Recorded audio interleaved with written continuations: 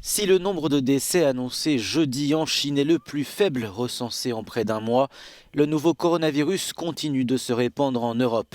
L'Italie reste le principal foyer européen de contamination. La barre des 400 cas recensés a été franchie et 12 personnes sont mortes. 11 villes italiennes restent fermées, mais le coronavirus a fait son apparition dans plusieurs pays. L'Autriche, la Suisse, la Croatie, la Grèce, la Norvège, la Macédoine du Nord ou encore la Roumanie, ce qui porte à environ 40 le nombre de pays désormais touchés. Il n'y a pas besoin de paniquer. À la place, il faut avoir confiance en ce que le gouvernement italien a entrepris. Avec le ministre de la Santé, le comité de protection civile et le commissaire européen, nous sommes prêts à intensifier notre capacité d'action.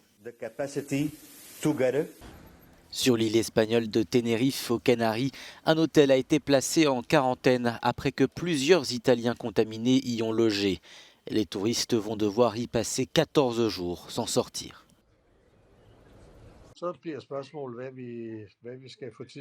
Alors maintenant, la question, c'est que faisons-nous les 14 prochains jours? Bien sûr, nous avons des livres et tout, mais pas assez pour 14 jours. Nous avons des jeux de cartes, des jeux d'échecs.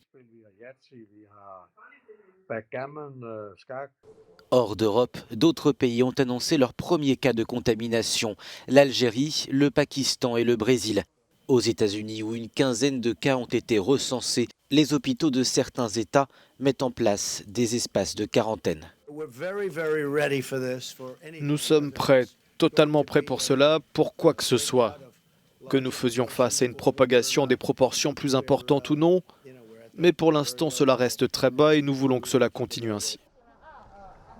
Le nombre quotidien de nouvelles personnes contaminées ailleurs dans le monde est désormais supérieur à celui enregistré en Chine, qui concentre néanmoins la très grande majorité des 80 000 cas de contamination.